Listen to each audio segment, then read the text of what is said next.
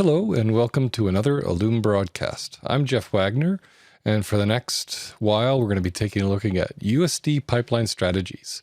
We'll be looking at tips and tricks about integrating USD and Solaris, and also seeing, it's been a couple of years now that USD's been inside of Houdini in the form of Solaris, and it's a really great time to have a look at where we are right now, what facilities are doing, how pipelines are integrating Solaris, and also looking at a lot of the few of the very specific things within the USD pipeline. And so let's go. So the first thing we want to take a look at is how Solaris has been evolving within Houdini. And as I mentioned before, it's their second full year of Solaris. Lots of feedback from customers, and we want to trap some of that today and share some of the commonality between all of the integrations that we've been noticing from SideFX's point of view. The team itself, the Solaris team itself, has seen constant improvements, and we're committed to backporting features where it makes sense within the Houdini current shipping product. Right now we're at Houdini 18.5, and we will backport those features as we move forward that don't really impact production at all, but just offer you early access to some cool tools as we move forward. And we're also looking at rapid feature development within USD and Solaris. USD is evolving quite quickly, especially in the areas of materials, rendering, and more of the lighting back end are seeing a lot of features to help support USD in productions, and Solaris is keeping pace. We're going to take a look at a bit of that. And it really is a good time to just take stock and see where things want to go. And of course, there's this whole spectrum of virtual production now, and USD being a much more complete approach to doing and supporting pipeline data as it goes between departments than either FBX or Alembic. So it's really good to see how facilities are working with that. And it culminates with a great interview that we're going to be taking a look at a bit later on. And also, as I said, shared customer feedback on USD adoption, and it all starts with assets. So that's one of the areas that we want to tackle first off. And for this particular session, we're going to be using Houdini 18.0, 18.5.462. And I've migrated over to using Python 3 myself because I'm just a sole pipeline. But I know there's quite a few facilities out there right now that are on still Python 2 for the foreseeable future. That's of no consequence for this presentation. It can be either done with the current ship or with Python 3, just for your knowledge. And so for the agenda we want to cover today. So first of all, we're going to take a look at strategies to adopt and utilize USD in pipelines. That's all about, what are the thought processes? What are the sort of the ways in which you can integrate USD into pipelines? And we want to start with the USD conversation. There's a lot of terminology with USD, and to be fair, there's quite a few presentations on USD that are covering, what is inside of USD. But I want to look at the USD conversation more as we've already done a first pass into USD, and we now want to take a look at the tools available to us to continue on learning that conversation. And then USD pipelines production notes. See, where things are going or heading within USD and Solaris. And also assets themselves. We've seen there's quite a few presentations on creating USD with Houdini and Solaris, but we want to take a recap of that and see right off the bat what are the best practices in building assets for pipelines. And also, as we have worked in trying to present USD to quite a few existing studios, small and large, there's some interesting advice and information that we can provide to you as to how you might integrate USD into an existing pipeline. And then, of course, how USD is being used just today right now. And to culminate with that, we're going to have a wonderful conversation with Chris Rydalch from Blue Sky, and how they've integrated USD into their pipeline, pros and cons, and how they've built tools around USD and Solaris to support it in their feature film production pipeline. And finally, want to come with take a look at USD moving forward. What areas do I see USD still evolving and growing quickly? It's an interesting look ahead. So the first area you want to take a look at is USD itself. And there's in starting the USD conversation, USD brings some interesting terms and concepts to the artists and the departments that were normally handled by the actual pipeline architects themselves.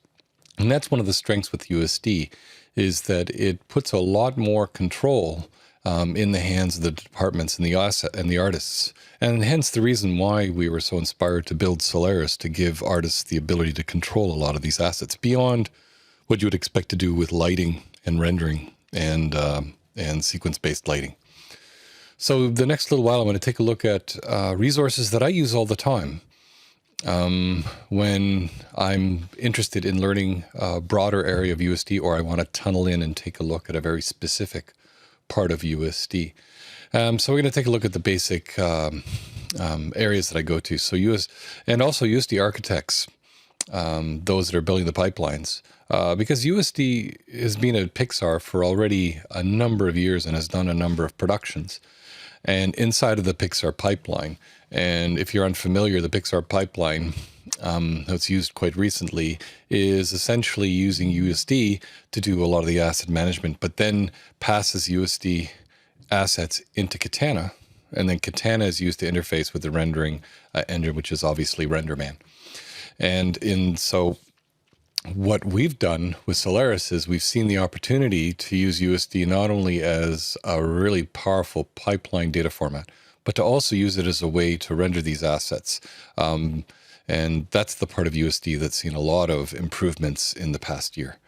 So, and every time we go into the USD, we're learning something new. And every time the users who interface with us try something interesting and new, it interests us. So we all start working together in those areas and fleshing out the various parts of USD, which has been the very exciting part of the whole development process in the last 2 years. And even our developers will say that every pass through, they'll pick up something new. It's a very rich, deep tool set. And as well, Solaris has been around for 2 releases. And we've been steadily improving the documentation and the features, and also addressing a lot of the usability hiccups that artists were running into in the first release, and constantly cleaning and improving up the workflows. So the first area you have to go to when you want to learn about USD resources is the actual USD Pixar USD website. Very good description as to what is USD and why to use USD. And the arguments they make are very, very strong, and they have proven themselves out in production over the last year. It is much more than just the data format. It is truly a pipeline tool set for every facility. And as we'll hear from Chris later on, and also heard from many other pipeline architects, is that USD truly does remove that messy part of working with assets and pipelines. And it allows studios and facilities to focus more on how to archive those assets, how to manage those assets, how to put them into a visual repository, using either Shotgun or a custom-made tool set. So it's proven itself very useful. So definitely take a look at this. And obviously the USD glossary. And we're going to go through a little tour. We're going to take a look at how to find information on variants within this whole tool set. Looking first at the USD reference from Pixar, and then also the documentation that's provided. Now, the USD documentation, this last link here, it leads to a very technical website, basically documenting the actual USD C++ API. For those that are interested in Python, invariably you can see what the C++ API is, and invariably there's going to be a Python command or library for you to use to actually access that information as well. SideFX itself has done a great job, especially in 18.5 in documenting a lot of the features. Definitely, if you want a place to actually start, this would be a great place to go. We have an area on USD basics, how LOPs actually work, and they work very similar to SOPs in the way that each LOP works on the input layer that's being fed into it, the active input layer that's being fed into it. Everything else is completely different in how it actually cooks and how it builds dependencies. It's a completely different dependency type framework. And also for matching primitives, and the LOPS and USD glossary is a great resource to learn about all the terminology. I would use the LOPS and USD glossary after I have a basic understanding of USD, because it is not a serial A to Z step of USD. It truly is a glossary. So in that case, you're looking for specific functions. And the USD documentation is also on the Pixar site. And then there's Unity. If you're interested in Unity, there's early days for USD and Unity, but there is some information out there if you wish to see what USD looks like in other applications, because that's one of the benefits of USD is as it gets adopted by more and more third-party applications, that means you're not just sharing geometry anymore. You're sharing all the metadata in a proper format between all the different applications, as well as cameras, professional cameras, and also lights, materials, and much more. If you're interested, you can take a look at Apple and what they've been doing with Apple X. They have also an open source repository where they've added their own schemas to the USD tool set for supporting extended data. But in this case, for Unity, there's a great site you can take a look at for you getting started, and there's also a USD manual that you can have a look at as well. So you can just freeze this, take a look at the link, and then go there. And Unreal. So with virtual production sweeping through pretty much every single facility that's formerly doing film work or series work, virtual production is certainly on the rise. And it is something that more and more directors and productions are demanding as a part of the process of generating product. And Unreal is doing an admirable job of building a lot of tools to support the virtual production pipeline.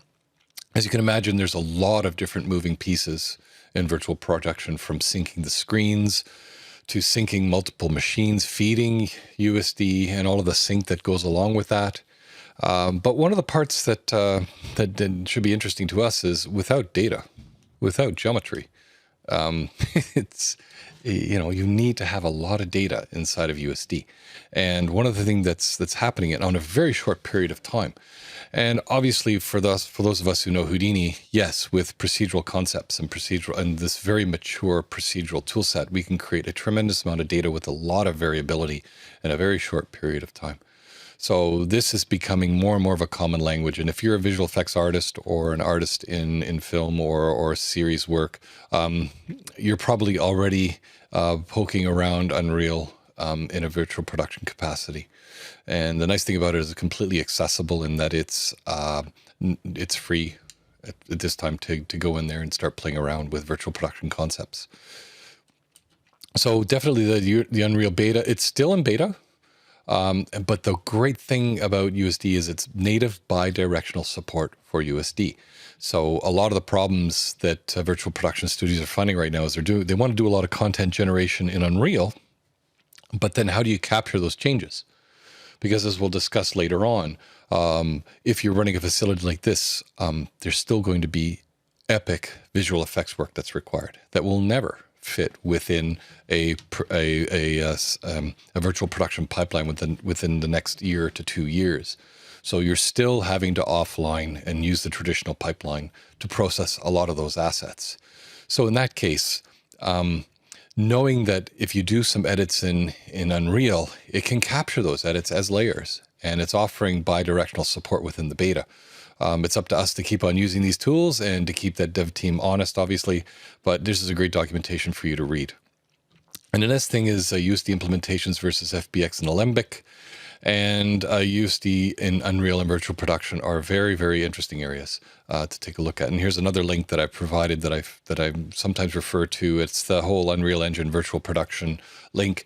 Now, in that specific link, you're actually seeing the entire breadth of all the different tools that Unreal is providing for virtual production. The ones that we're really interested in are the ones that have to do with asset, whether or not they're going to be locked off. So there's two types of assets that I generally categorize inside of virtual production. Those are those assets that are immutable, ones that won't change, or you don't think they will change. So you might package them quite quickly, literally inside of Docker packages or packages if you want, and provide them and manage them that way, or as USD blobs, very cached data that you would bring in and that you would bake and just want to pre-light and go forward. And there's also the ones that are dynamic, or the ones that will be seeing a lot of changing or be animated within the virtual production Unreal setup. And in those cases, you're having to do a lot of special work. And in that case, if you were using Houdini, feed those assets, Houdini would be used live on the build wall to actually provide those assets into Unreal.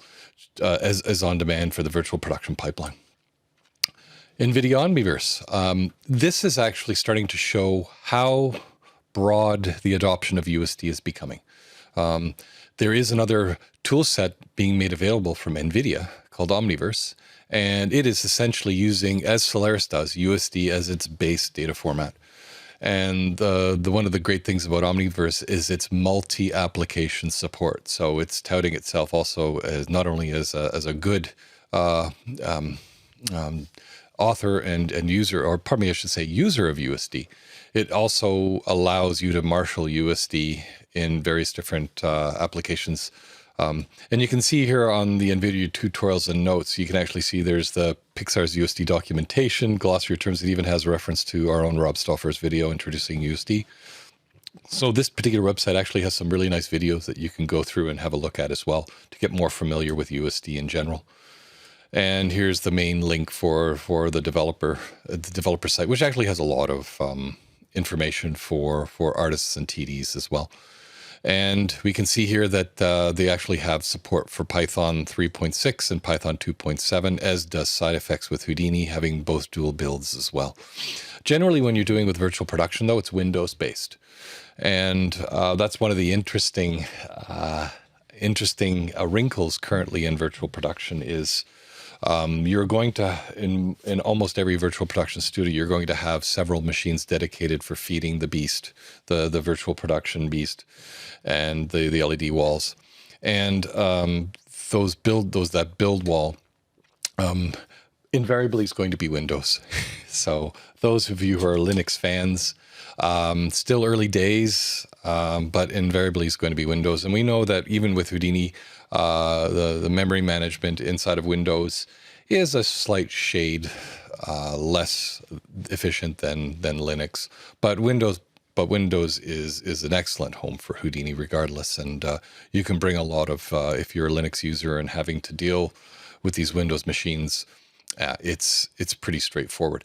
But it also adds a wrinkle to a lot of existing studio facility pipelines that are Linux based, as now you got to worry about another differentiator. Maybe you have to support Macs in the creative side, and now you have to support Windows machines on the virtual production side. And it's going to be interesting to see as certain studios want to push these virtual production rendering opportunities to various different departments. For instance, a commercials department might want to borrow or use the virtual production pipeline from the feature series side.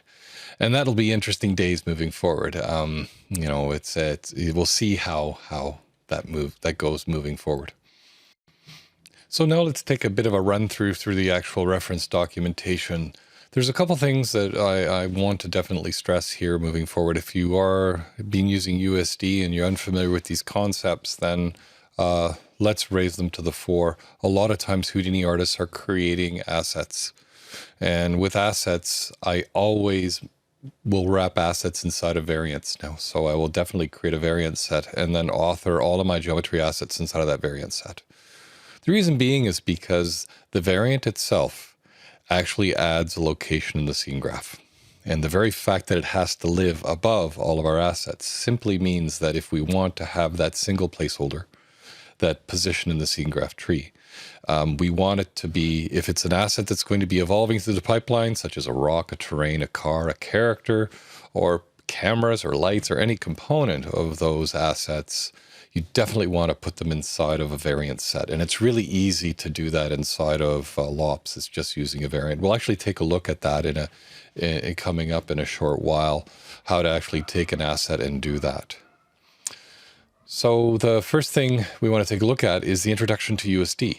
There's a concept, an acronym called LivrPs. And what it stands for is the acronym is LIVRPS. And that's basically the strength ordering of layers. And you'll notice that it's such an important concept, yet it's not located in any of the quick shortcuts for USD. And also, if we take a look at the overview, there might be mention of it, but basically we're plowing through this entire overview in a way that many of the introductions I've noticed, they sort of say, well, no, let's not worry about the actual powerful, USD way of using layers and using the various composition arcs. Sort of, so let's take it easy and do a couple things and introduce it to you. I like to go the other way around. Let's see where the foundation actually lies. How do we work with data inside of the pipeline? And for that, we can actually go to the USD documentation itself, the user docs. And if we scan the glossary, here we can see, finally, we see our first entry to this thing called LIVRPS, or the acronym is LivrPs. That way you'll never forget it. And we see that the L stands for layers, and this is the strength. So layers, if you're composing USD, layers will always override all the other compositions arcs. I stands for invariance, generally a way of managing materials.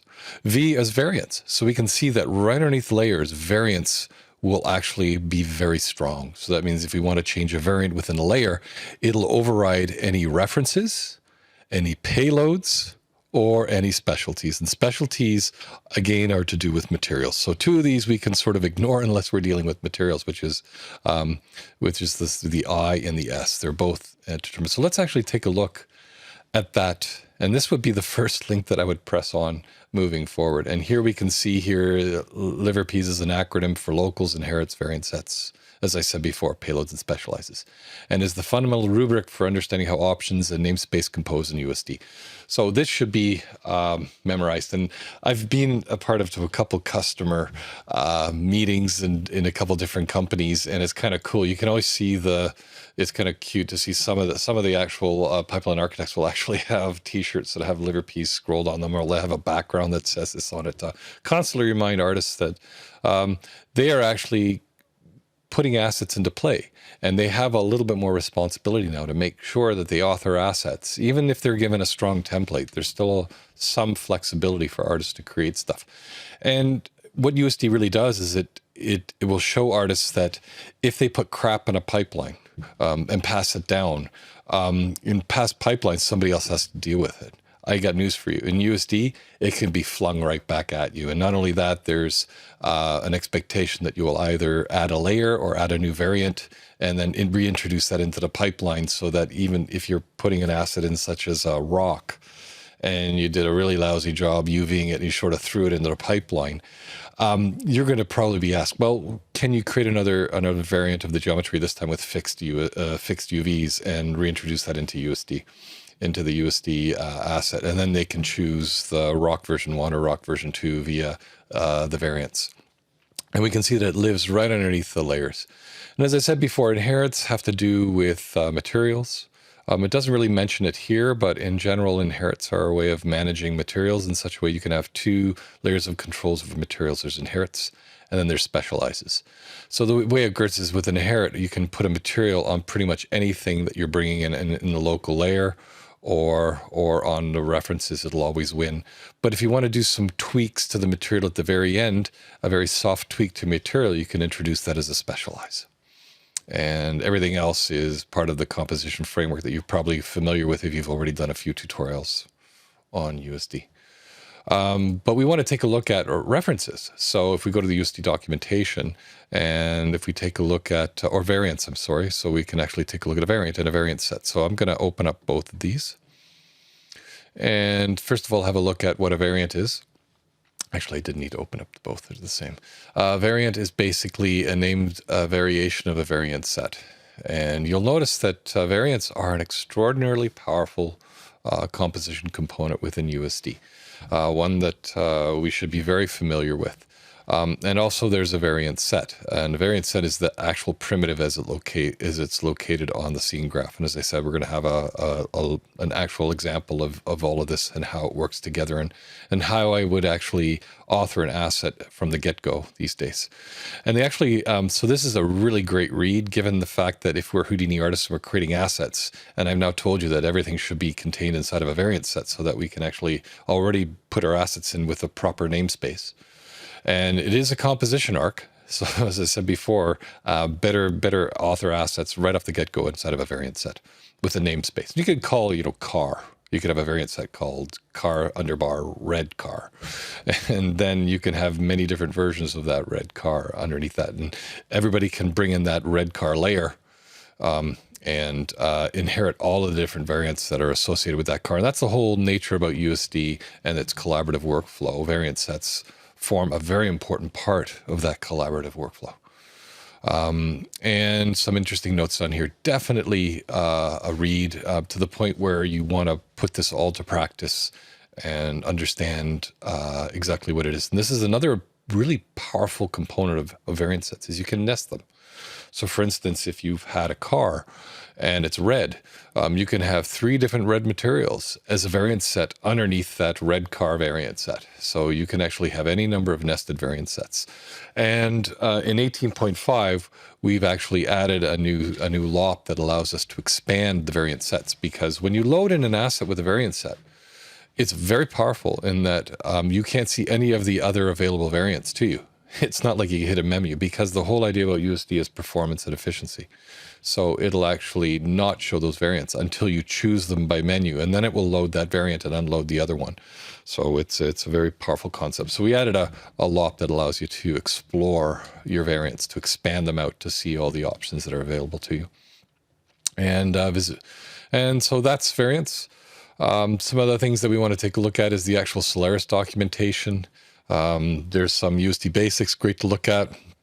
But there's also there's also a glossary in here that's quite powerful that you might want to take a look at. LOPs in the USD glossary. I think the documentation team did a brilliant job on this part of the website, and it really is good. Again, I would probably turn to this first before I would go to the USD glossary, just to see what's available in here. And definitely have a look inside of here. And again, if we want to just take a look for a variant, we can see there's a composition arc, it's in variant sets, and we can take a look. There's 26 references of variant sets in here, and we can actually go go directly to the link for a variant set and have a look there. So very, very, very, very powerful. Very, very cool to go in here and have a look. So that's it for the glossary. Definitely some good reads in here. Again, these are more for references. Once you started to use Houdini, and you might hear somebody say, well, what about flattening your USD scene? Definitely go to the USD glossary and you can take a look at flatten. And flatten refers, and you can read about the various different terminology. So very great set of tools here. You might even want to put it on your phone. I've actually created my own cheat sheet that's actually a simplification of this, and I put it on my phone. And if I get stuck, I'll just fire up the dock, put it up against my monitor, and I can read cheat sheet on all of this stuff. Now, as I said before, USD is being used in productions to deliver assets in and out of Solaris already for the last year to 2 years in various different components. And over those years, we've seen some commonality. And from that, here's a stab at some production notes that might be useful for you when working inside of or starting to look and adopt USD. It's interesting to see where has it been, how's it been used, and by what customers. So in this particular case, we're taking a look at working with one of the things that we've noticed is that when studios first take a look at USD, because of previous use cases of other data formats such as FBX, Alembic, or proprietary data formats, the first thing they'll ask themselves is, can I customize the data formats? Can I take over and rewrite certain things to fit within how our pipeline works? And surely that's what we saw in the first year when studios were looking at integrating USD. Since then, we've noticed a distinct trend of facilities and studios that as they get more comfortable with USD and working in a more collaborative way, departments have done a sweep through USD. They realize that they now have to deal with assets at a lower level instead of passing it on to the system engineers, and the system engineers gaining confidence with USD and passing a lot of those behaviors onto asset behaviors onto the teams themselves. Working with vanilla USD, it is possible. As a matter of fact, it's generally the way that most of the large facilities are going. Certainly, they might customize some parts of USD, but the one trend is not to have to rely on C++, not have to dive into the actual USD repository when you're using Solaris to manage your USD. One of the things I'm hearing is that our team is very responsive in making sure that all of the basic core features of USD are exposed. And if there are any shortcomings with USD, to see if there's workarounds that we can provide in the short term. And then all of us working with the USD team to see if we can improve the actual foundation of USD's open source platform. And in that case, it is now possible in 18.5 to do enterprise work with vanilla USD. Certainly there's parts of USD that have Python interfaces or have text files on disk that you can use to change and configure the way USD works. One of those things that I'll be taking a look at is the actual, using, for instance, there's type. And you can modify type to work more specifically with how you want to identify assets and items on the scene graph tree. Kind is very important. So kind you can actually take and augment that, and it's just a simple text file on disk that you simply add to the USD, and then you can actually add more options there. I've seen that being used quite a lot. But working with vanilla USD, definitely possible. So if your instinct is, I'm going to put USD into my pipeline, how do I customize it? Sure. USD has full control of schemas. You can take the schemas. As a matter of fact, Houdini, right from the get-go, we built in the ability to use your own USD configurations and schemas against Houdini. You can use the ones that we use, which are vanilla right from USD, or you can take those and customize it and point Houdini at your own custom USD implementation. Again, vanilla USD, highly recommended that you go that way, whether you're a large facility or a small facility, unless you have very specialized workflows that you need to support. And even then, trying to stay vanilla as much as possible is an important thing. And second thing is using USD vanilla schemas. So there are ways of adding metadata to your assets that can be done right inside of Solaris themselves. You can create any data on your assets and primvars, as they're called in USD, and you can populate those primvars with any and all data, and they will pass to all third-party applications that support the broad set of USD functionalities and features. Another thing is, as I said, limiting your customizations to Python, and also digital assets. Digital assets inside of Solaris and Houdini are a great way to customize workflows with USD. And kind, as I said, is commonly expanded upon and modified with text files. It's very readily addressable, and is a good example of how you can customize USD without having to actually touch any C++. You can also build LOP templates. It's very encouraged that you build LOP templates and then save them as scene files, as generic starting points. And then you can, depending on how you want to run your pipeline, you can actually have these networks built via scripts, or you can have artists start with known scene files that are populated by your system, or you can do tab typing, artists and departments to add these operator lists. And yeah, you can also wrap common workflows around these digital assets as well. So you can have an asset, for instance, that does instancing that wraps on top of that. There's also, I've seen a couple studios that have taken the labs tools pick and place and actually have expended some effort and ported that over to the LOP context. So they've rebuilt that so you can use the pick and place type workflow in the Hydra view. So those sorts of customizations are more than readily available to you. Another area you want to take a look at is using digital assets for workflows. And LOP-based HDAs, they offer many, many benefits inside of the Solaris interface. Remember, with Houdini, we have the whole power of SOPs behind us.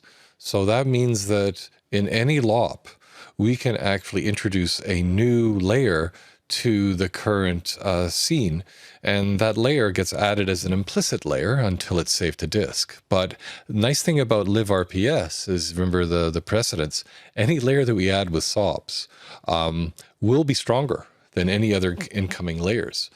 So that means implicit layers tend to be very much stronger. So we'll see immediate work from those SOPs being added if we're overriding a USD primitives from a previous layer, and then we put a SOP modify LOP, and we start modifying the assets in place. That layer will invariably be stronger than the incoming layers themselves. And and with these digital assets, you can actually use SOP viewport states.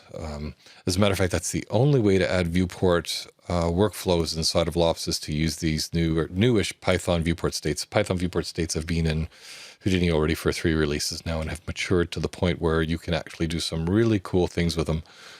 With the LOP viewport, there's still some functionality that needs to be added to that state.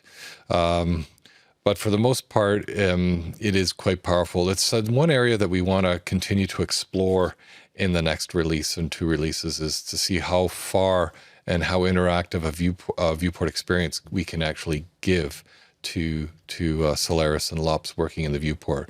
One can imagine how powerful a brush state would be for brushing instance assets, or manipulating data in how dare I say it, almost a SOP fashion to work inside of the LOP viewport. Because remember, USD is a cached format. And because it's inside of Houdini, it's really tantalizing to want to get in there and actually start to manipulate the geometry directly, fully knowing that that is actually modifying cache data, which would mean that it has to be captured either as a variant or as an override to whatever is coming into the geometry that we're working on. So so wrapping up more and more of these workflows as digital assets and providing viewport states is a very powerful workflow. Another area that we're seeing USD in is PDG. A lot of studios are now wrapping PDG in, and they're using it to tie into LOPs for large-scale management and also for automation. The two together make a really powerful workflow. Inside of USD, we use layer properties as similar to the way that we use variables, and PDG uses these layer properties as well directly to do overrides and to do many different variations of the work that we need to work. So, for instance, if you had to wedge out 200 copies of a particular layout scene, you could actually override, take control and author many different variations by using these global context options and modifying these context options directly inside of the PDG. And it's just a simple variable name or context name. And then you can put those anywhere you want, inside of SOPs, inside of the LOPs, and also inside of the name for the the USD ROP, and then you can write out many different variations. And then you could even bring them back in as variants and then deliver it out as an actual USD layer to disk. And as I said, for automating asset authoring as well inside of your pipeline, PDG can be used to determine dependencies within your scene and to knit together an author script that can capture both the assets themselves and also the edits and the changes that the author has made. So lots of tools inside of PDG. And as you know, there's lots of hooks for different third parties such as Shotgun, and a whole bunch of, and basically for supporting Deadline, Tractor, and our own HQ as well for doing, for tracking on using, when you're doing compute on farms. Asset wedging, as I said, is a very powerful concept. Now, the last thing I want to take a look at, or the next thing I want to take a look at here, is this concept of sandwiches versus subnets. And in 18.5, we've added some really interesting workflows into LOPS. The first one is sandwiches, which is on the left-hand side here on this diagram. So for instance, we now added these insertion point LOPs. And as soon as you put an insertion point LOP inside of your LOP network, in the viewport, you will see a new option in the upper right-hand corner that allows you to choose an insertion point. And what that does is it tells the viewport that, okay, fine, Jeff has chosen IP sequence lighting insertion point in the viewport from the pull-down menu in the upper right. And that means that any work I do now will be inserted above, directly above this insertion point. And that workflow is designed to support what a lot of customers have asked us to support is these sandwich type workflows. Sandwich workflows are very common inside of other authoring applications such as Katana. And it's now fully embraced inside of Solaris as well, where if you're working on an insertion point in your viewport and I add a whole bunch of lights, they'll all get inserted above my insertion point. There's also a second way of working, which is subnets. If you're a Houdini user, you might be more looking for a cleaner interface. You may not want to see, some users would say that this would be messy. You know, you could have a string of 40 lights above your insertion point. So some artists actually like to work inside of subnets. We find that artists that are approaching Houdini tend to like the direct view of sandwiches, and then they'll control the network themselves, whereas old school Houdini artists may like the subnet approach because they're quite comfortable diving in and out of subnets. It's up to you how you want to do this. But anyway, the light mixer itself has an option within its own parameter interface where you can actually add and you can insert any of all the lights. And as soon as you choose that option, it'll actually create a subnet above the light mixer and then populate that subnet with all the lights that you're currently working on. And it's the same experience. You add the light from the light mixer in the upper right-hand corner of its parameter pane, and then in the viewport you get its handle. You can move the light around. You can use all of the different light placing tools that you would directly get the same experience that you'd get with either way. And then you can place your lights, change the colors, and move forward, all while still looking at the top level light mixer, which is pretty cool. We actually pop up the parameter for the light that we've added inside of the subnet so you can work with. And then again, it's up to you how you wish to work. So this is what you're going to hear: sandwiches versus subnets. And it is a design paradigm that you want to standardize and teach your artists. If I were to say which one was more common, I'd say in lighting, sandwiches are winning in lighting, and in layout, it's a toss. I've seen some layout artists build lots of assets using insertion points, and also subnets. And some of them don't even use that. They'll just go into SOPs and they'll populate all the assets in there. As long as they use pack primitives at the end of the day, the packs come into, once you re-import them in with a SOP, SOP create or SOP modify, they all come in as proper instance prototypes inside of USD. So you can work three ways actually, but inside of LOPS is sandwiches versus subnets. And so depending on what techniques you're going to be using in your pipeline, you can use them for different tasks. Now, possibly the biggest point that we need to take a look at in the USD is education.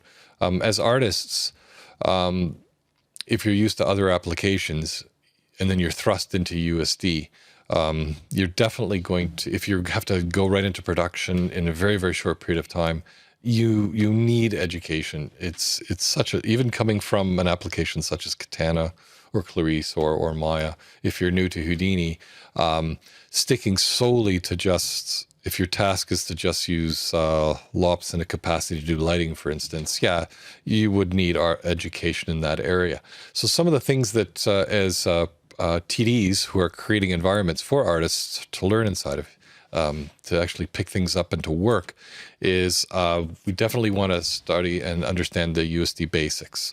We took a look at that earlier on, understanding what liver peas is, and just having a basic understanding of how things compose inside of USD. And after that, that's it. They can forget about that and just keep on working in their specific task in the areas of the graph that we ask them to work in. And another thing that you need to realize is that the current LOP layer is always the strongest in Solaris.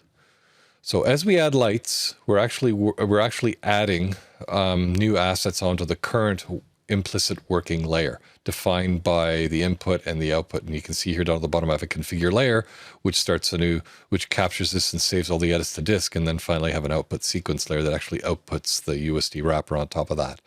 So you're always working in a known way, and providing a template, you could just provide them the light mixer, the network box with some notes on it and an input. And then all they need to do is set their insertion point to sequence lighting in the viewport, and then just start adding lights. And they blissfully will add all the lights inside of this work area regardless. But by providing a network box and making it really nice and attractive for the artist to know where they're actually doing work, and by pre-adding the configure layer and the outputs, the output USD ROP already pre-configured and ready to go, artists can just get in there and start working quickly and fast. And the nice thing about this workflow is these will be the strongest layer, so they'll always win. So the work pretty much remains a WYSIWYG within this sort of workflow. And as I said, sandwiches versus subnets. Decide how they want to work and then stick with it. And then that's what you teach across the board. And as I said before, any digital assets you add to your workflows, definitely add viewport Python states to the viewport to give your tools a lot of interactive states. There's a lot of really cool examples. For instance, the light, the light LOP actually has a quite extensive Python viewport state that we use to add all of the various different options of placing lights while you're currently in camera doing surface introspection, doing pick points and stuff. It's a great state to tear apart and to learn from.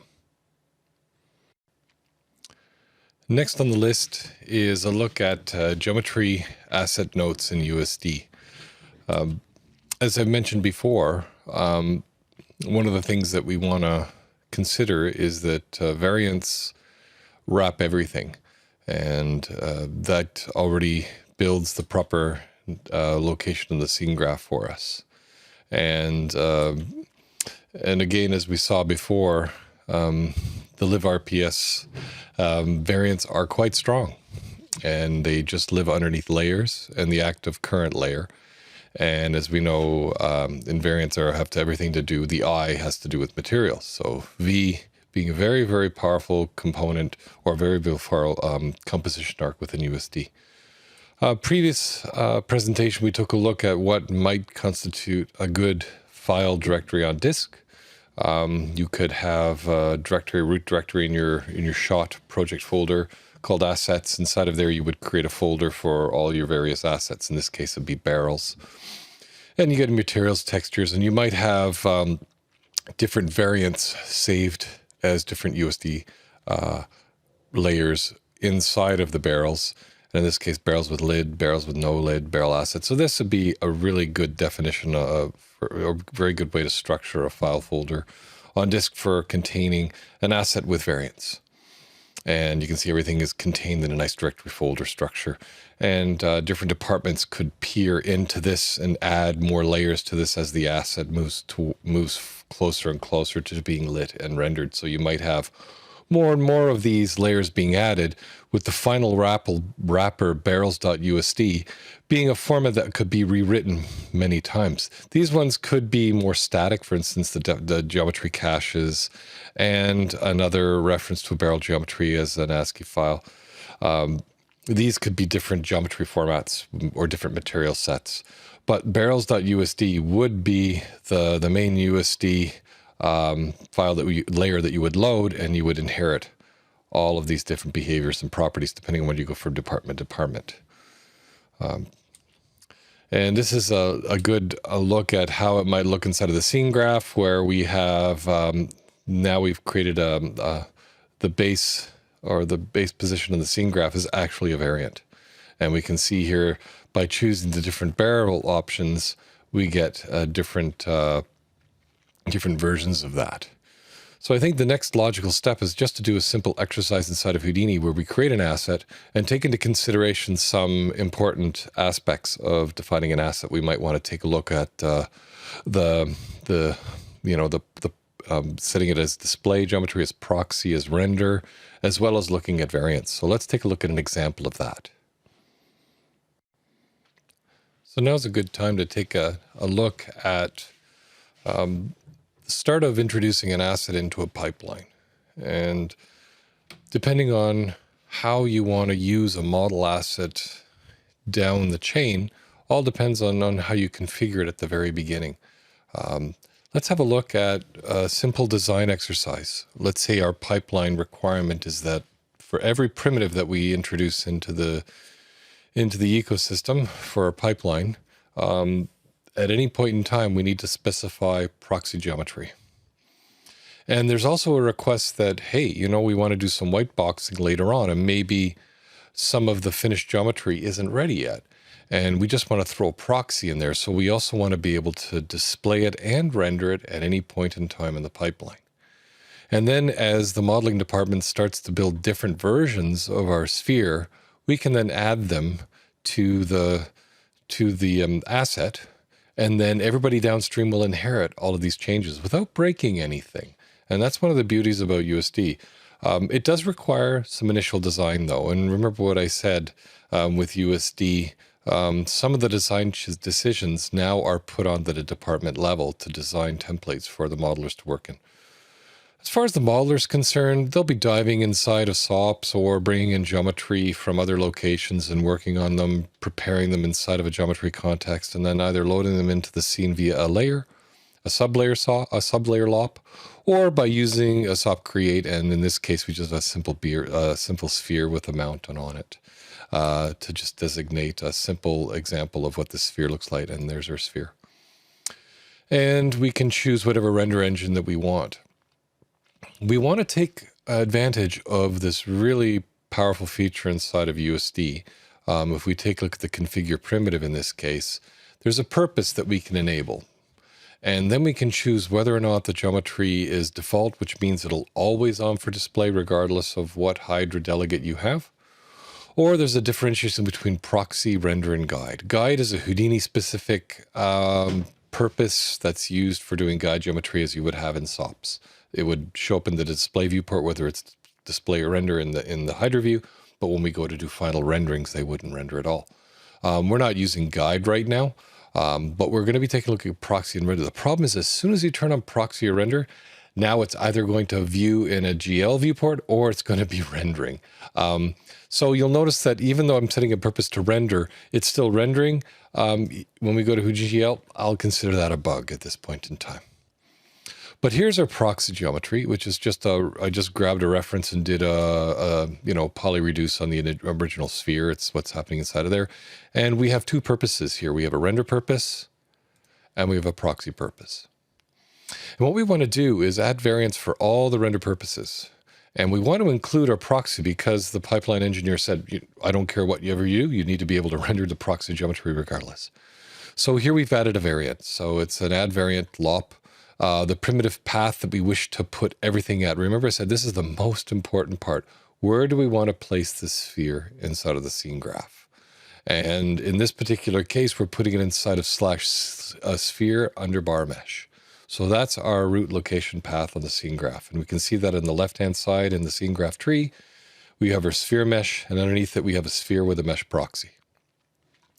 And if we now move the display flag onto this node, absolutely, the render purposes are now kicking in, And if I take a look through Houdini or Houdini GL or Storm, I will not see, or pardon me, if I go to Houdini GL, I will not see that geometry at all. So in other words, Houdini GL is respecting primitive kind. Pardon me, it's respecting this purpose as being render. If I go to Karma though, now we see our proxy geometry being rendered.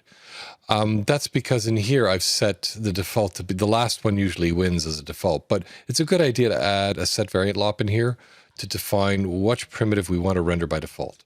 And let's say the pipeline engineer said, I always want to render the latest version. So that would be the responsibility of the modeler who's basically introducing this into the scene, or the department, to make sure that everything's set correctly. We could automate this by looking at everything but the last input if we're guaranteed that the last input is always going to be the mesh proxy. Or we could just grok the names and say version 1, version 2, version 3. We just take the last number and we can use an expression to set this, to use the one that you just simple H script expression or Python expression. It was just a standard Houdini parameter. They're inspecting some values on the parm. But in this case, depending on what we select, we can now render a proxy. Yay. So that one step is done. And we're done. So now we've got a variance all underneath sphere mesh. The next step is to simply add our proxy geometry so we can actually see things when we go to Houdini GL. And the way we can do that is we can use a graph lop, graph stages. And graph stages can now grab the purpose, the proxy purpose of our default proxy sphere, and simply add that with a graph. And notice how sphere mesh is a variant set primitive type, but it's in the scene graph and it's a scene location. So that means that we simply can graft our proxy geometry underneath sphere mesh. So now both our sphere that we're going to render with is represented down here. And then we have a purpose proxy. And you can see here our overall sphere mesh actually has variance set to it, that the spheres down here are actually set to the variance. And this one is just simply going to be there. And we're completely relying on purpose to make sure that whenever we go to Houdini GL, we always see our proxy geometry. So our exercise is done. Let's now go to the final set variant and see how this all works together. Obviously, setting my variant in here is not going to change anything in my GL. If I wish to design that, I'd actually have to set another variant, the exact same setup over here, but over here, and we just simply wire in all these. We basically add another purpose instead of render to be proxy, and we'd wire it into there. So once you start going down the purpose path, you're going to have to do this sort of management to make sure that's there. But once this is set and it's very consistent, so we can always display the proxy geometry. But when we go to the render client, we can then see the render delegate. We can actually see exactly what we're doing. And then the set variant, I can actually choose whatever variant I want: mesh 1, mesh 2, or render my proxy. And of course, USD lop, we rendered this to disk, and now it gets passed into the scene. A month goes by. The modeler now has to add another version of it. So they would open up this file. This file is what's used to author this layer. They would simply go in here and they could copy and paste this in here, place this to the side, and then they can wire this in here. And if you want, you can just basically move that up there, and you can go inside of here, and let's just choose a different type of a noise. So let's just add an offset to that and maybe change the scale a bit so we actually have a bit of a difference. And now it's all set up. Now we can go to the set variant, and we can now change that to, if I go to the karma, and there's variant 3 also added to it. So it's that easy. So once you have a location of the scene for the modeler to work in, just 30 minutes of training within this graph, everything's set up. It's pretty logical once you're into it. And then you can create as many different variants as you want. Reauthor your USD. Everybody gets all the existing changes along with additional changes.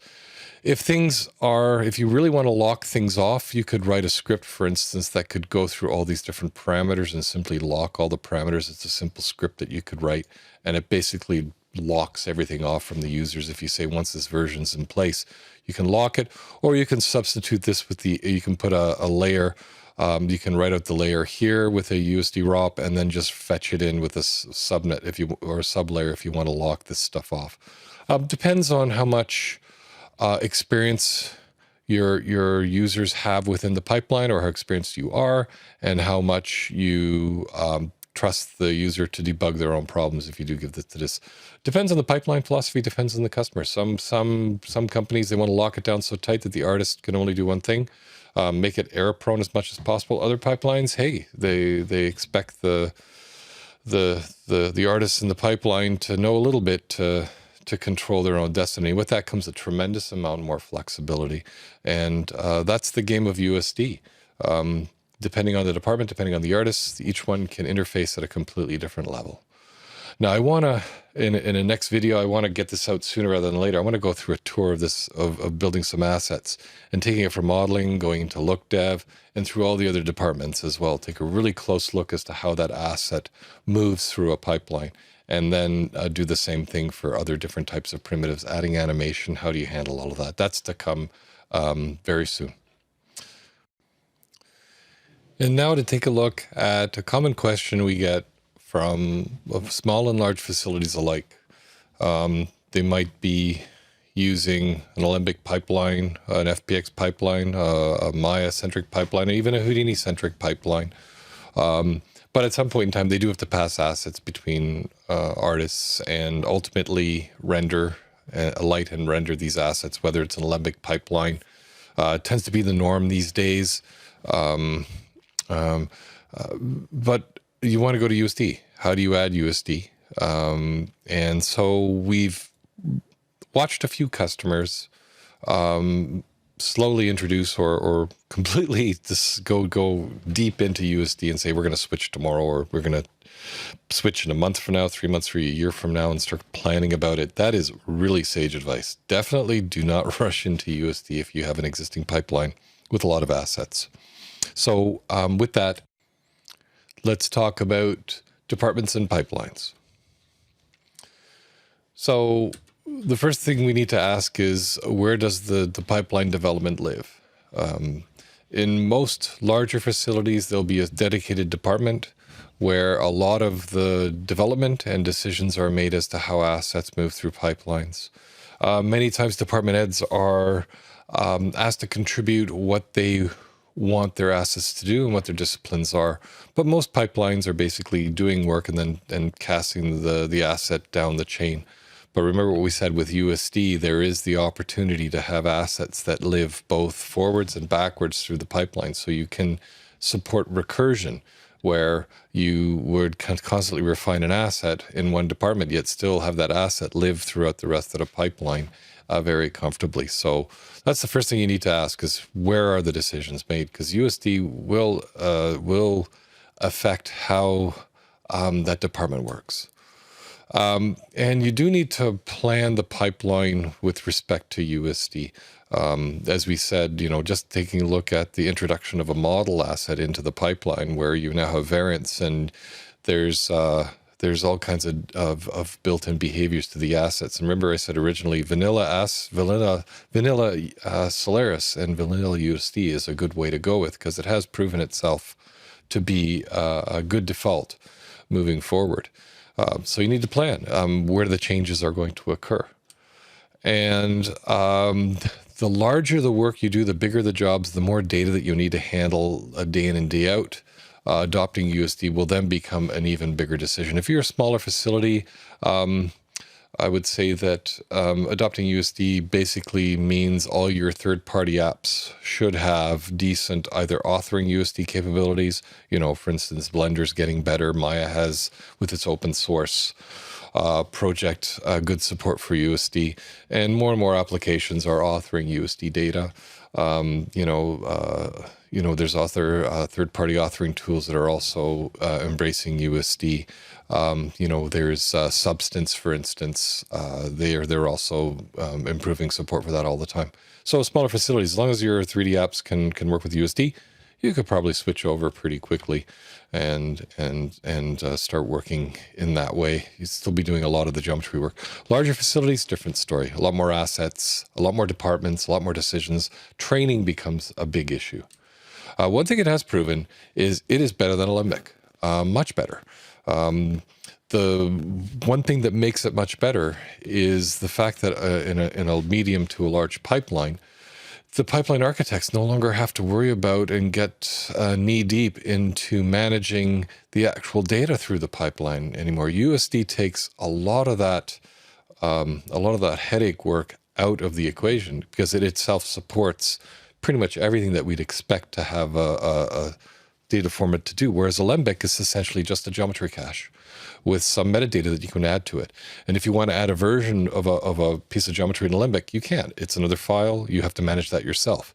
So USD in itself is much more than a data format. It's actually a data sharing format with a lot of really cool options to support metadata. And because the USD is so well defined, that where some things could be very loosely defined inside of Alembic and inside of USD, things are a lot more nailed down. For instance, there's the USD Skell route, which is great for holding skeleton data, which our own crowd tools supports, and a few more crowd tools are supporting authoring USD skeleton data that can actually play back in the viewport and be supported in renders.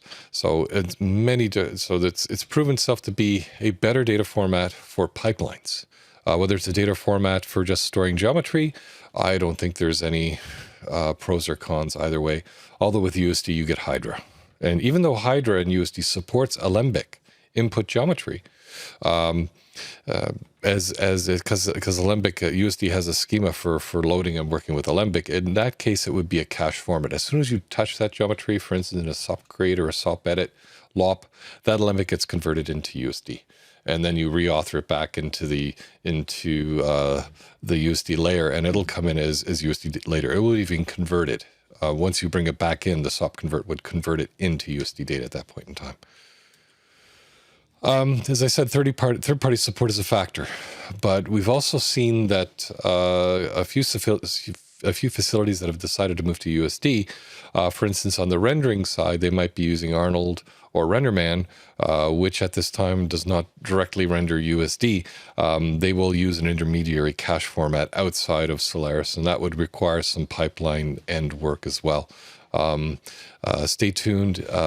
Render delegates are progressing very, very quickly, and we're really pushing hard to get Karma out of its beta state right now. And USD and Solaris are already delivering shots. There's quite a few facilities that have already used USD to deliver shots, and now there's a growing list of facilities that are starting to deploy Solaris to deliver shots. And as I said, at this point in time, there's some work done at the back end to divert the USD data into a render delegate without using Hydra. As we know, Karma uses Hydra and the command line version of Hydra called Husk to deliver USD to Karma. Some render engines will still require and can render USD directly, but most of them will require some sort of a format conversion near the end. One common question we get is how USD is being used today. So let's have a look at some of the use cases that we've seen up to date. Environments. Environments are utilizing USD, and more specifically, its instancing features. It is a great instancing tool set. And with Houdini, if you use pack primitives instead of SOPs, they come over very nicely. Plus, you can create some pretty efficient representations for things such as trees, where you can use variants and subsets of variants. For instance, you could have a variant for the tree type, and inside of that tree type, you can have a variance for the types of leaves, utilizing both the proxy and the render options that I said before. So you can build these really elegant representations of data that you can use to change and optimize all within the same flow of data. So you can author a tree with animation. You could have and how you design how that tree gets put into the environment can be very sophisticated. That's one of the things I really want to cover and show you all the options that you have for that. So environments, landscapes, height fields come over now nicely in 18.5. As long as you're willing to use SOPs at this point in time to do the majority of your population, and then bringing it into LOPs, utilizing the display, seeing the parent in the viewport in SOPs, you can actually see the USD data as a layer inside of the Houdini viewport. Just same thing. We have the same way we have the object SOP relationship. We have the Hydra stage context and then the SOP geometry as well. Working with very large scenes, USD, because you can have much more involved descriptions for the data that you're working with, you can support some very large scene environments and still get a reasonable approximation as to what it is you're working on. And it's proven itself very well for working with very, very large scenes and environments. And the one thing we've done with Houdini 18.5 is we've diminished the necessity for rendering out individual frames. We're now treating large sets with animation and moving things in it much more efficiently than we have done in 18.0. So you don't have to stitch your scenes nearly as often in 18.5. So we're making it even easier to work with large sets. Virtual production pipelines.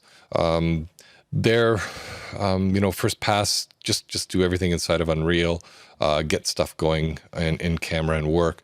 But at some point in time, you have to realize that, oh gosh, we have to do an epic water simulation, or we need to do a massive destruction simulation.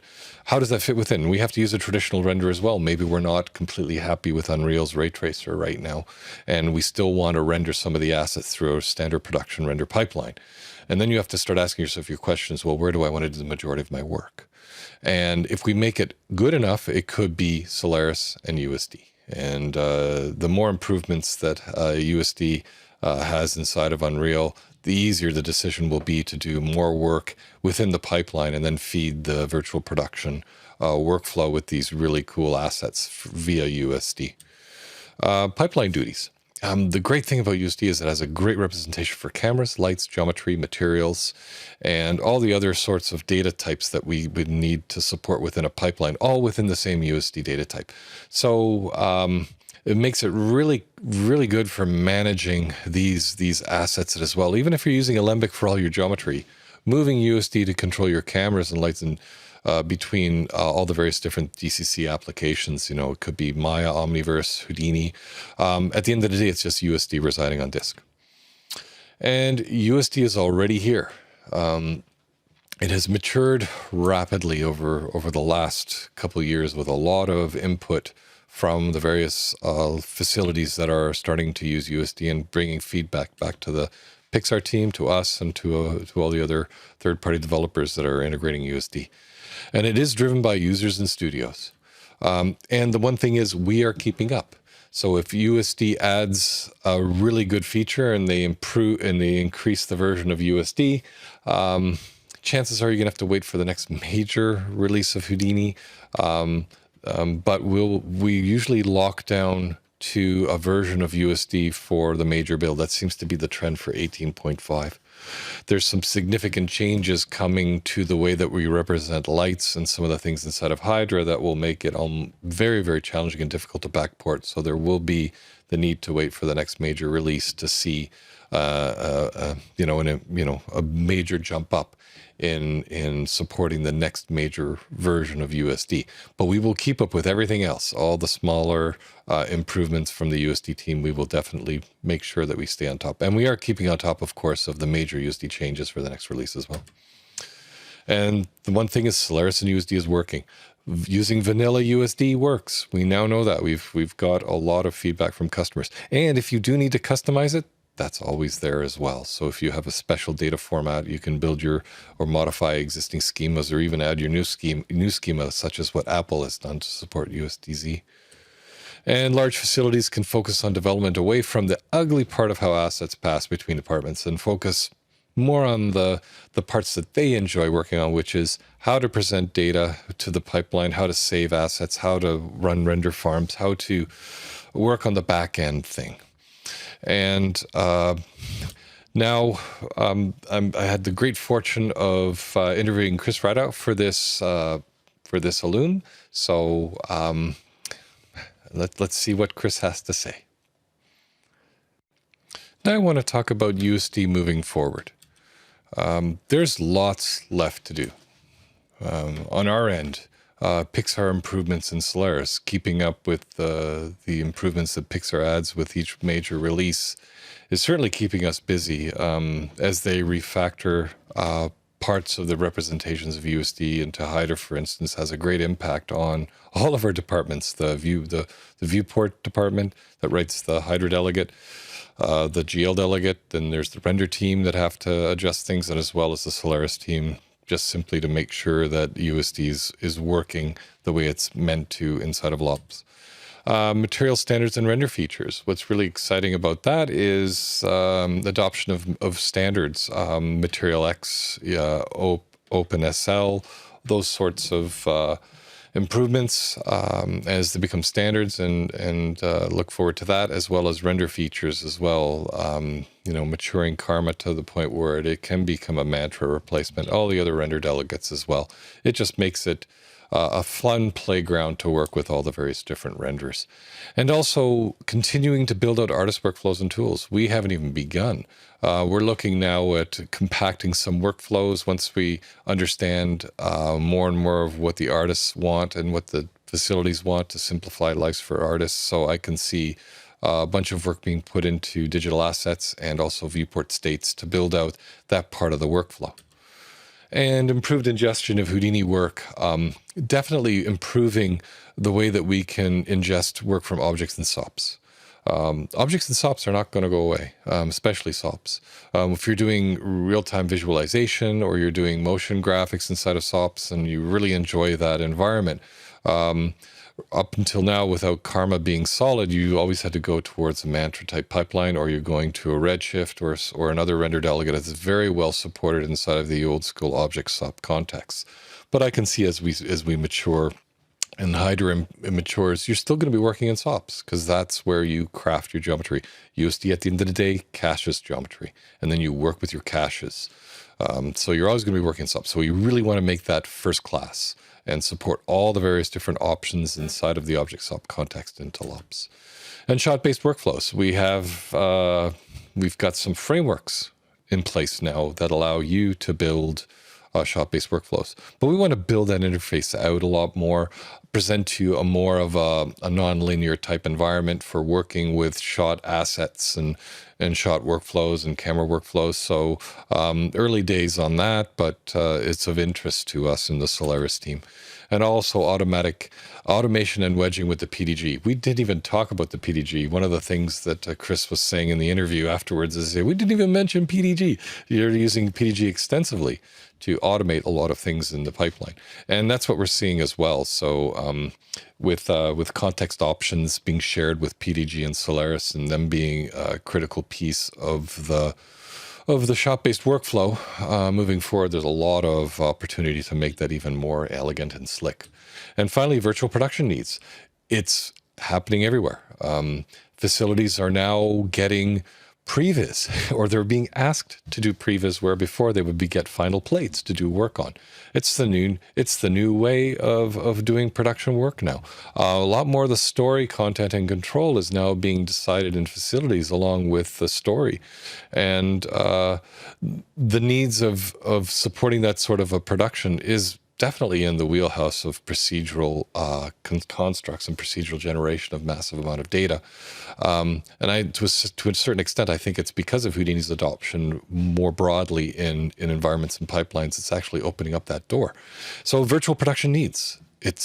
We'll see what you guys need, and we'll certainly try and fill that moving forward. And as we know, virtual production, everything's moving back to in-camera. Back to the 90s, the 80s and the 90s, where certain assets can work very well inside of in-camera. But there's the big question is, where do you create the content?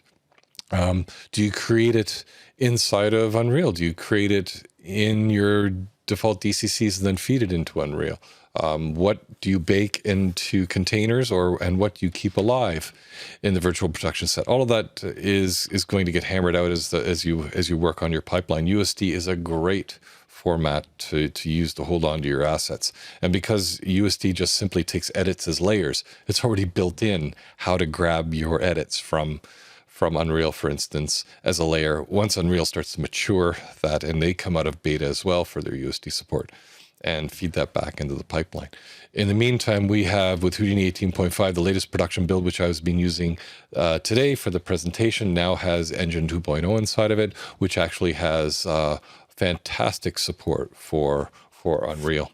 and it allows you to use Houdini with session sync, so that anything you do inside Houdini happens inside of Unreal. Anything you do in Unreal on that Houdini asset happens right in Houdini as well. So the two can mirror each other in lockstep. And that allows you to actually use advanced viewport visualizers and handles and Python states inside of Houdini, and still see the Unreal output in real time. So it's, or at least in when you're working on your session to prepare for your real-time shoot, you can do that as well. As also, where do you make changes? Do you make changes going into Unreal? Do you make them in Unreal? How do you capture them, and how do you move them forward? And there's this thing that I'm looking at right now, is the rapid emergence of the parallel pipeline. You're working on some serious work that requires an epic water simulation, something massive. And we know that virtual production in Unreal supports a lot of in-camera work fantastically well, but there's some aspects of the production that just don't suit virtual production. So you have to build stand-ins and proxies so that you can actually see the placement. Or there's the one shot or few shots might not even go to virtual production. They might still go into your existing pipeline. But this ability to handle the same assets identically going into Unreal or going into your render of choice, USD again, fantastic a playground for holding onto your data and working inside of Houdini. And I keep on saying, Epic FX work is still going to be in the CPU domain for quite a while. And certainly we can take advantage of GPUs inside of Houdini. We're always looking at taking advantage of GPUs to accelerate a lot more of the workflows that we've been building in Houdini for years, and to great effect. But at the end of the day, rendering epic amounts of data beyond what the Unreal ray tracer can support are still going to have to go into a production pipeline as well. And but the thing is, how do you work? So the big thought is, how do you turn around FX work to meet virtual production needs? Those are all questions that you guys have to, in your pipelines, you need to address as well. And I just want to conclude today's Illume just by clearly stating that it's becoming more and more obvious that as USD has matured, you can actually use vanilla USD and vanilla Solaris to work with your assets. And it's important to note that Solaris makes USD accessible. And as USD becomes more and more supported in all the other DCCs and inside of pipelines, it's only going to accelerate its adoption within the industry. And thank you very much for participating in this Illume. Looking forward to having more in the future. So hopefully this was of use to you. Definitely reach out. We'll take a look at the Illume forums this time. I will, and follow up with any questions as well. Thank you very much. It's been a pleasure. And also thank you very much to Chris Rydalch for the interview today. I have the great pleasure of introducing Chris Rydalch today to the Illume, to actually bring some legitimacy to this whole discussion. So, Chris, I've known you for many years at Blue Sky, helping us integrating Houdini to the various different parts of the department. Obviously for effects work, and always having to fit within the constraints of CG Studio and the way that it liked to see data. And I thought CG Studio, as I said, was immutable, but boy, was I wrong. So the last 2+ years has been awesome working with you and Blue Sky, integrating USD into Solaris. So tell us a bit about yourself, how you got here, and yeah, anything you want to share with us leading into the discussion. Sure. Yeah, I've been at Blue Sky for about a little over 5 years. I came here from PDI after PDI closed, and I started in effects, but then I had this opportunity to transition over to production technology, and I get to be part of the amazing team that is doing a from the ground up rebuild of our pipeline, which previously was very centered on our renderer, which had some really cool things about it. It was kind of fun, using the ray tracer that we were using in production all during the years when ray tracing in production was, a no-no or a taboo or a dream for the future. And so I guess kind of continue that legacy a little bit. We kind of like being on the bleeding edge of building a new pipeline with USD is kind of the core of it. Hopefully I can represent our amazing team and all the artists. It's been a team effort all the way. We've got a really cool group here. So it's been a lot of fun. That's amazing. Yeah. So I guess just starting with the questions that I had, what really made your team decide to use USD? Well, this started several years ago, back when Blue Sky was still Blue Sky, just as kind of a niche side experiment. And we've wanted to kind of evolve our workflow to be able to make better movies, to make movies faster, to be able to work on top of each other, to try and make it easier for different departments to contribute to the pipeline in predictable ways, and efficient as well, right? It's trying to find a general format that's as efficient for everybody. Again, that's good at reusability and kind of encourages those workflows of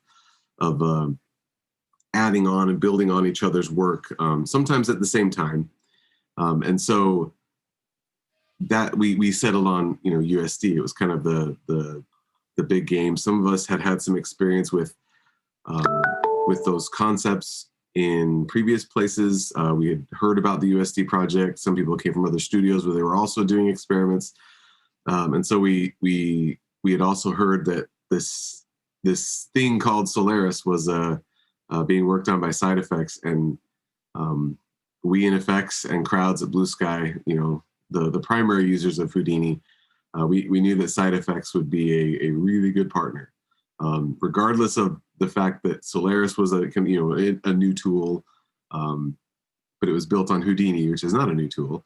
But we knew that SideFX would be a really good partner in all of this, and so that all gave us the confidence to kind of dive forward and start doing some tests. And we, the tests were really promising enough that we continued moving forward with USD as the kind of main data format, I should say, of the new pipeline. Now I want to get a little bit more detail into why USD. USD has a lot of features in it, and tunneling really deeply into USD, the specific features of USD that sold you. You could have gone in a number of different directions. You could have gone into what was at the time Pixar's pipeline, which is a hybrid USD going into Katana and then into RenderMan, which is a known path, and still USD based, or even stick with an Alembic format, which is tried and true. And knowing that Blue Sky is feature film, it's not working on animated features. And if that has anything to do with the decisions, what specific features in USD led you to believe that this thing could be used to build a studio on top of? So it was a few different things. It encouraged a iterative parallel workflow. That was one thing that we've talked about when we've taught USD concepts internally, and when we talked and tested. It really encourages you to work in a way that is modular and kind of you're working with a team, in a team frame of mind, right? You're not thinking of yourself as your contribution in an island. You're thinking of your contribution in context of the greater whole. And we really liked that, and we wanted to get to more of that kind of a workflow just in general in the studio, regardless of any technology. But we wanted to build technology that serviced that, and USD was a big part of it. We saw USD also as complementary to another piece of the pipeline that we've been developing at the same time called Conduit, which is for version control, asset management. And there were a lot of things that we wanted Conduit to do, or that Conduit needed to kind of facilitate that USD did, like with layering and referencing. And so they were a nice complement to each other. We started doing our experiments without Conduit, with just pure USD, but there were so many things that the studio and production wanted that we could have kind of tried to patch together an approximation, but we knew that Conduit is going to get there, and it will be the place we want to get to eventually. So we decided to kind of get the whole thing, both of those tools, those pieces of the pipeline moving forward together. The speed and efficiency of USD is great. We know it's been production proven at Pixar and at a few other places. They've been using it to various degrees. We knew that it wasn't perfect, right? We knew that it was an evolving and improving system framework. I'll use the word format, but I don't like using the word format because it's more than a format. But it is a format too, right? And we liked the idea of being able to bounce between renderers if we need to. We like the idea of where Hydra is moving. It wasn't there yet when we started. And in fact, we aren't using a Hydra delegate at the moment. We have an in-house bridge that directly translates from or streams USD into RenderMan. But we like the idea of using renderers, like the renderer that's best for the job. And if, and it's an overly simplistic thing to say, but if you can get it into USD, then you can render it with a render delegate. That's really attractive. The last production spies, we did start using more than CGI Studio on a big scale. And it worked, but we would love for that to be a decision that kind of any group or department can kind of make on a more tactical level if they need to. The variance is a really powerful feature where you have built into the structure of your shots and assets a way to add easily switchable variants. It's a common UI, a common mechanism, I should say. The UI is a little bit more dependent on the tool that somebody is in, but the underlying mechanism is the same. So, and we also knew that third-party support was growing pretty fast. There was a lot of excitement and interest around it, and so that we knew that would help stretch our technology dollars in a way where hopefully we will have less work to do to get something into the pipeline. When you have a purely proprietary format, you need a little bit more engineering support and a little bit more development work to get data from the new tool into the pipeline.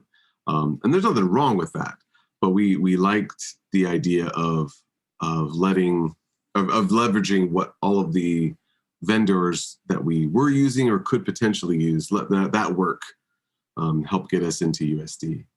You hit some really good points that I want to touch back on. Sure. So things that I've seen in other pipelines as well. I remember going into one facility that has a very mature pipeline, and around me were all the department heads from the various disciplines within this one facility.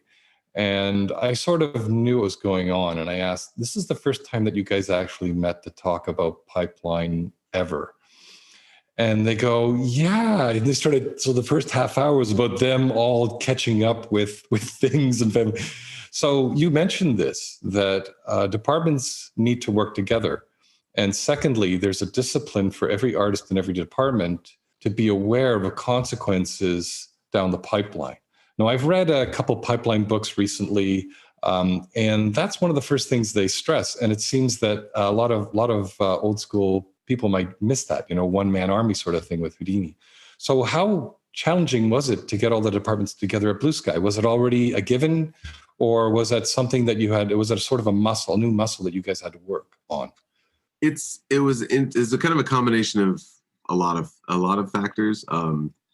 There were some organizational changes that have been taking place or started taking place, and to kind of reorganize how the productions were being run. And we were designing the first kind of pass of our tools in USD and in Solaris specifically, especially around that idea of there being kind of contributions to the pipeline, but those aren't sacred. They aren't only owned by one room with that sign over the door. That really anybody could contribute to that if they can or need to.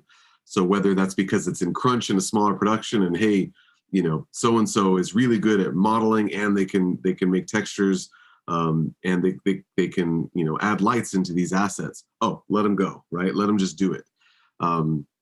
We wanted to have that flexibility when there was a little bit less of that before. It was a little bit more of the kind of assembly line where you've got your one job and that's what you do. And so it's been it's still a challenge, right? Because when you change the way people work and think about things, it can be hard. Especially, it's really hard. It's really hard in crunch time, when you've got everybody stressed out and they're worried about their deadlines. And I just need to make the balloons purple, right? And there's some new, either it's a new process that is different from how they're working, which is, in our case, it's new. And so it is rough. It will get better over time. Or I just want to make the thing purple and I don't know how to do that anymore because this is all new. A lot of those kind of stresses and frustrations manifest themselves, and it just requires a lot of patience and understanding, and I think also a little humor, because we always remind ourselves, like, we're making cartoons. We're not, there's nobody on the operating table that is going to be in big trouble if the balloon isn't the perfect shade of purple, right? Like by noon. Yes, we want to do our jobs and all of that. That's not a question, but it helps to have a little bit of take a step back and realize it's going to be okay. We'll get there. And as we collectively have kind of learned from one another and found the problems that were in our blind spots and that were causing big issues before, we're trying to keep that communication open, where it's less about, well, I just got to get my stuff done, so I'm just going to band-aid around these thorns, these potholes, and just kind of keep working that way. When we don't want that, we want to, like, tell us about the potholes so we can go fill it in, right? We'd rather do that so that you don't have to have all of these, because some workflows, if you let them last too long, the workflows were built as initially as workarounds. When workarounds become workflows, you just kind of build in and you become numb or oblivious to just how much unnecessary work is going on, and those things slowly add up. Sometimes it's even hard to quantify, like on a production budget. But even if you can't, even if you don't have the dollars to show how much more expensive it is, it takes a toll on people. So we want to get to that point where people can just iterate as fast as possible in a way that is friendly to the pipeline, and encourages them and allows them to kind of work on top of each other and see each other's changes too. That's actually a really big one that is hard. And I came from, being an artist, and I know that feeling where it's not done. I don't want anybody to see it yet. And so we're trying to get past that, that feeling and have everybody be okay with it. Because in addition to the, not insecurity, but the concern about your own job, there was a lot of worry. Well, what if I show so-and-so's work and they're, in progress? That's not respectful to that department or that group.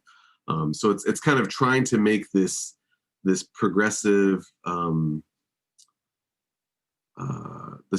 refinement a thing that all of the artists, all of the managers and supervisors, all of production management, everybody embraces and kind of is okay with. And one of the cool things that we started doing at the very beginning that we'd never really had before, when we first started these USD tests, is we started doing these nightly renders, where every night, every shot that's currently being worked on gets rendered. And then and it was a smaller test, so it was easier to look at everything with everybody working on the test. But even now, anybody can pull them up. But that was such an amazing way to look at everything together. Oh, why is that character's that character looks flat? Why is it flat when everything else has illumination? Or so and so's so-and-so's shoes fell off. They're like back at origin. And you could just talk about it. And it was such an exciting time. And you could hear everybody's excitement and very quickly got past that. Oh, but it's not done yet. That's okay. That's okay. And USD really helped with that, because people, before we had Conduit and it was a little bit more rough, right? The files were just kind of sitting there on disk. People could make a copy of it and start messing with it. And oh, so I can sublayer this. And oh, if I reference this on top of that reference, oh, it works. And I can just make this change once and just add that hook into all of the shots or all the assets. And you could just start to see light bulbs starting to pop on and off. And that was awesome. So with pipelines, as you were alluding to, communication is everything. And if you are starting to dive into USD, you'll notice that there's a unique terminology with USD. But so that aside, I want to focus more on the pipeline side. And artists really want to be in a groove. And with that, around them is going to be a standardized set of tools with a standardized look, so that when they're in the thick of production, they can organize themselves. And it's amazing watching how creative an artist can be if they're given an environment that allows them to organize things in their own way. But there has to be some standardization. So I'm wondering, we haven't spoke yet about USD's powerful schemas and your customization on top of Solaris up to this point. So if you could speak to how you were able to standardize parts of your pipeline. We're using digital assets, we're using USD schemas, leading that way to make artists a lot more comfortable in their day-to-day work. So we've gone about it a couple of ways. The first was education. We tried to get everybody as exposed to all of the terminology as much as possible, just to help facilitate it. Because again, like you said, you need to have communication in common terms, and some of the terminology, which I'm sure every studio and every large or small, every artist, there's some terminology that is a little bit different in USD versus what you would use internally. And there's always that friction. We try to use those terms as is in USD, just as a way to simplify and even though it was harder, it simplified it, because it meant that, again, when Houdini or any other tool added USD features, they're going to use the standards terms for things. And so we knew that the sooner we could get everybody more comfortable with seeing those, the better. As far as custom schemas, we actually don't have any custom schemas. We've worked really hard to keep it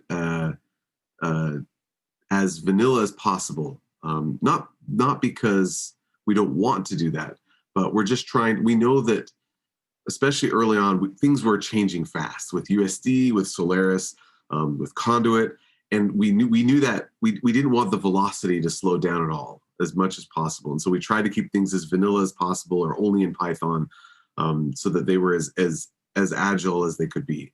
Not necessarily in the software development agile sense, but just in the, I need to change this and get it out to everybody really fast sense.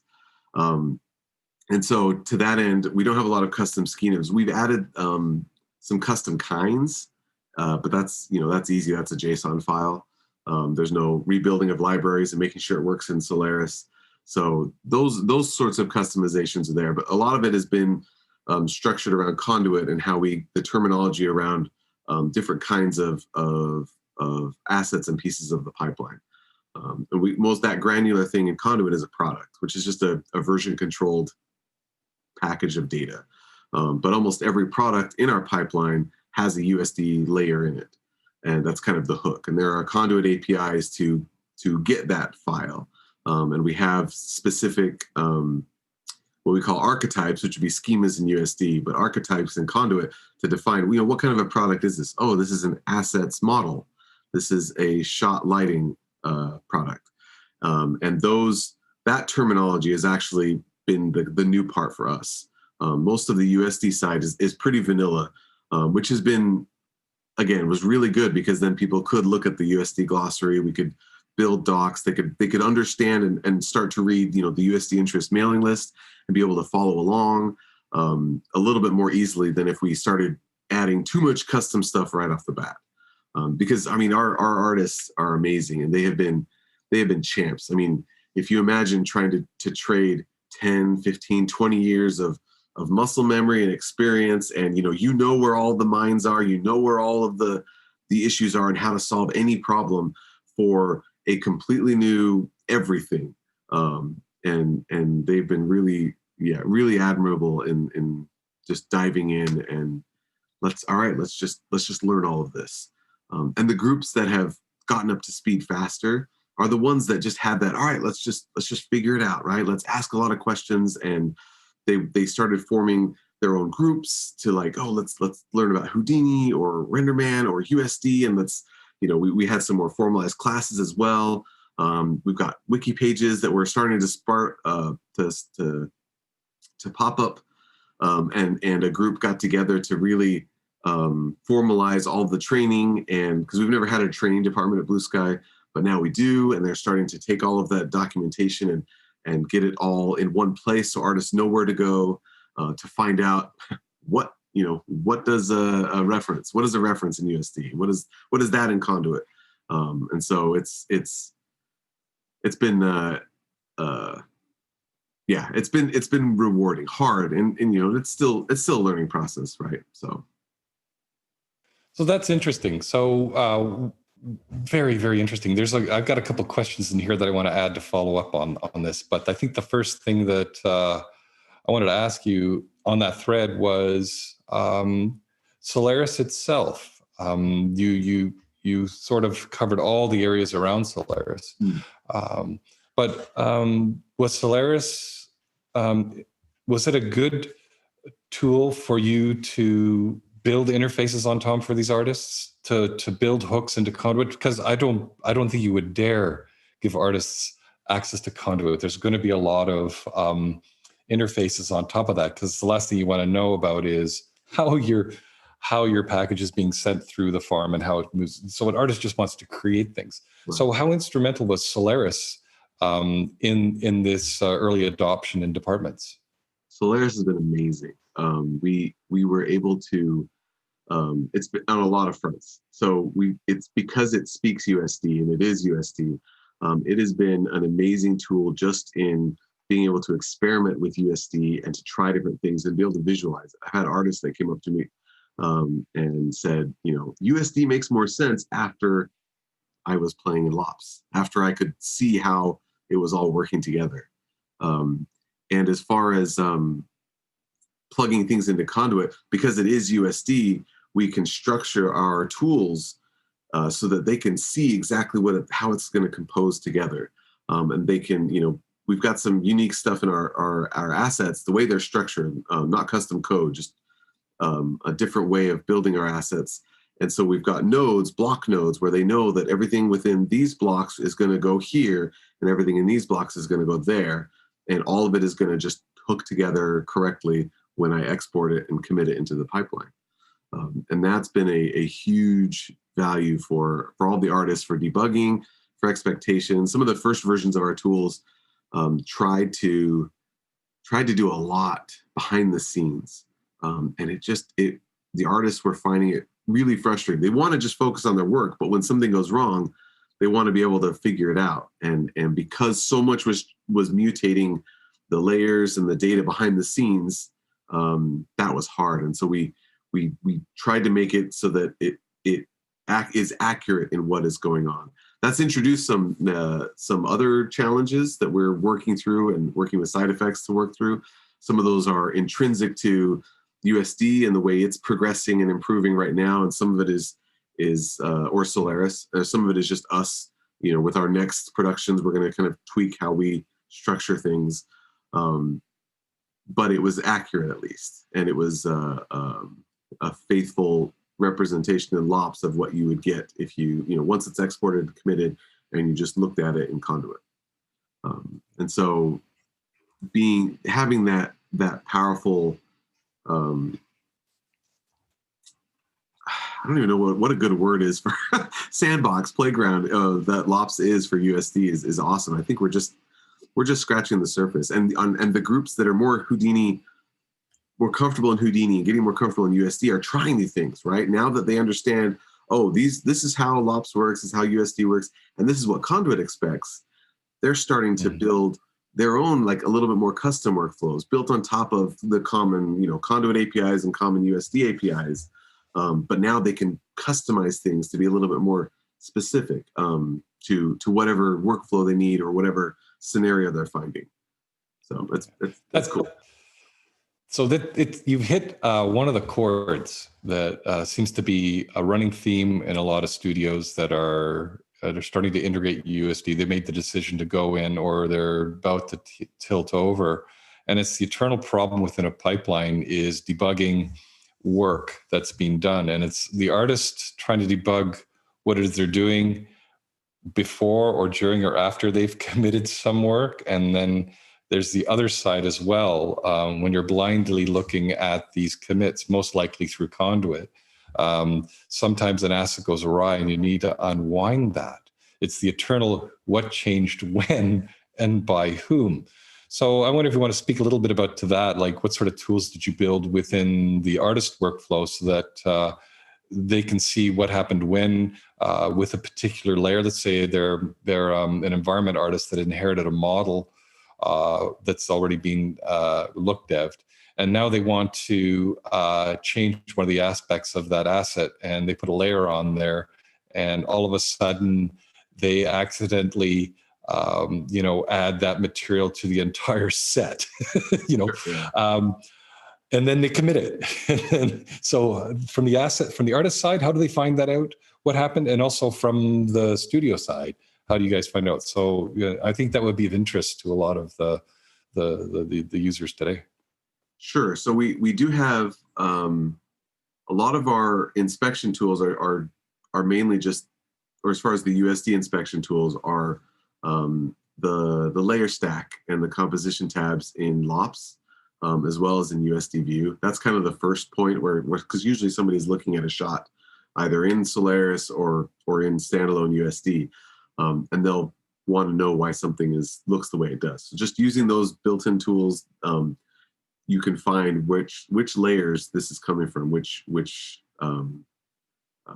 products, and then they'll look through a tool we have called Hub, which is the hub to conduit, right? So they can see what they're working on and versions of products, and they can look at the version history of an asset and figure out, oh, so-and-so made the set, blue. But here in the comment, it says the director wants the whole set blue. Okay, it's not an accident like I thought. All right, we just have to accept that it's blue. But there's that extra information via their commit messages is kind of the next step after finding out where it's coming from in USD. A lot of times you'll find out it's an accident, or this is when we get into liver peas issues where one group authored their opinions within a variant and the other's values were not. And so the variant opinion was higher in the sublayer stack of the shot. So they were expecting it to override, but it's not stronger because of liver peas. And so those usually are, some artists are handling that on their own and figuring it out and talking to each other, or other times they'll talk to their TD in their department or somebody else.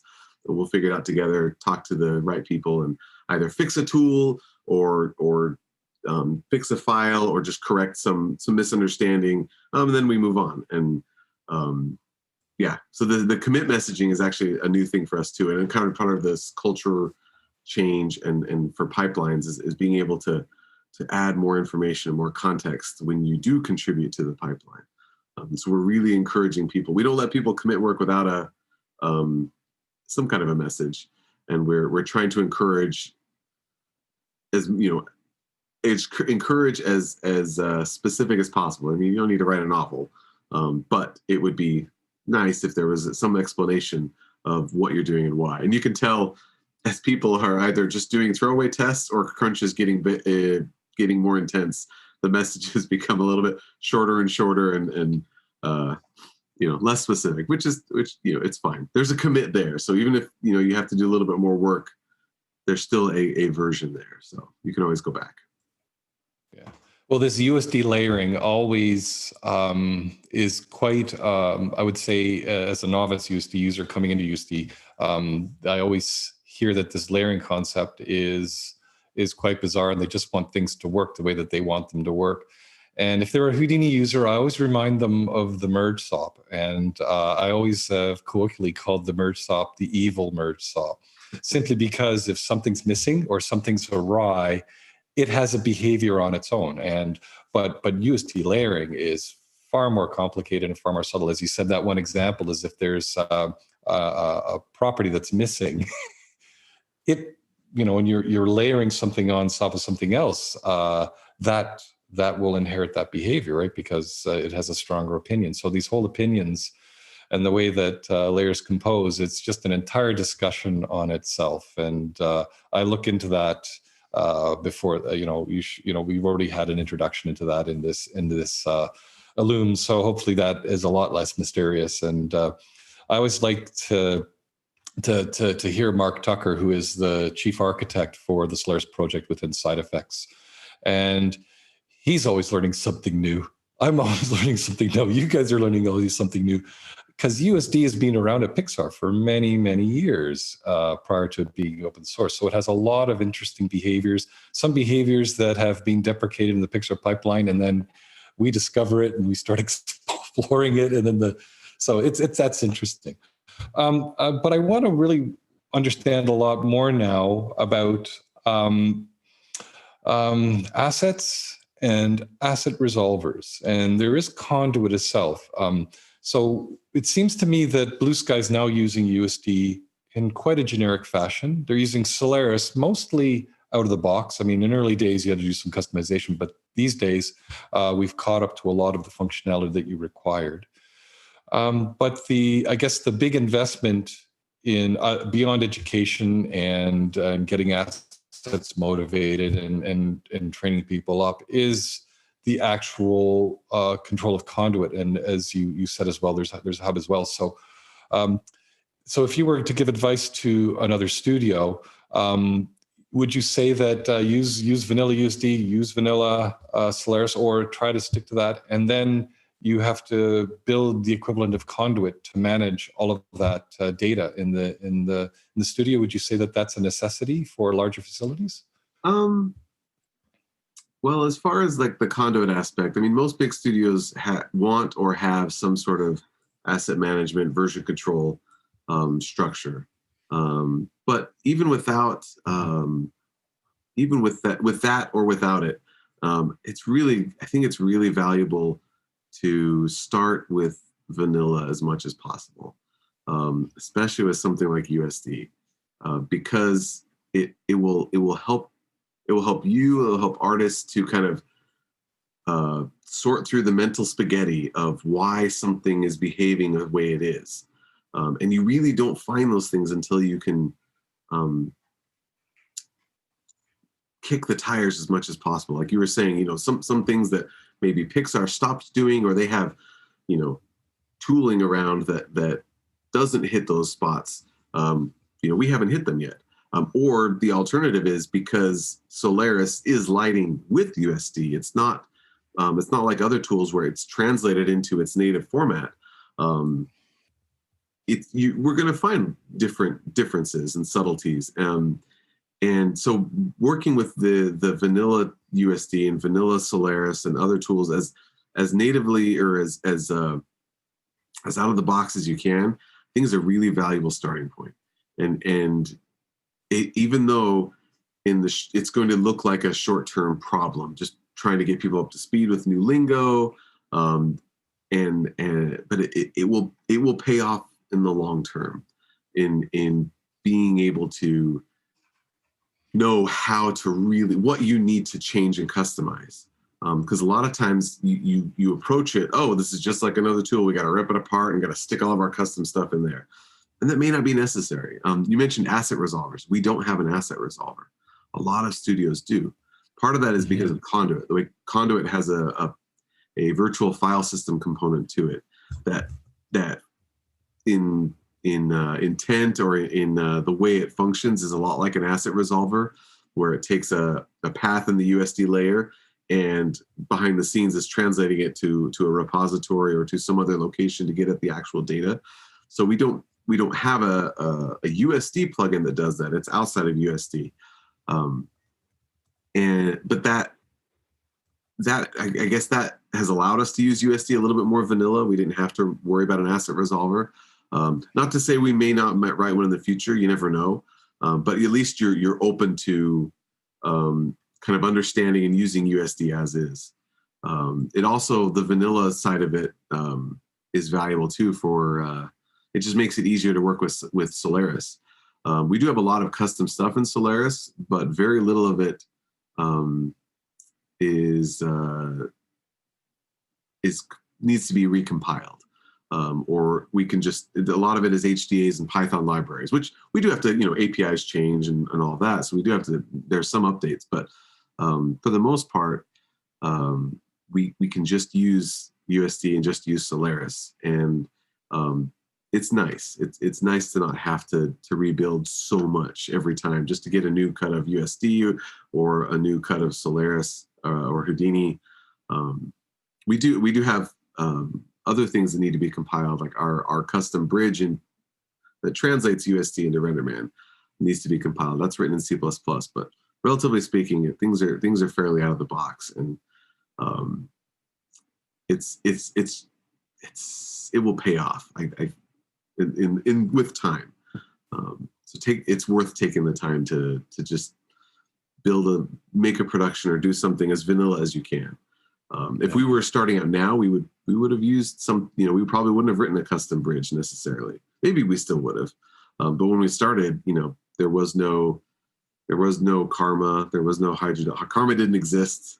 Everyone was asking, where's the Mantra Solaris plugin, right? It was before Karma, the words Karma had even been acknowledged publicly, or even within the alpha group. And so we kind of had to be able to light and render with Solaris. We needed our own way to get into the renderer. Yeah.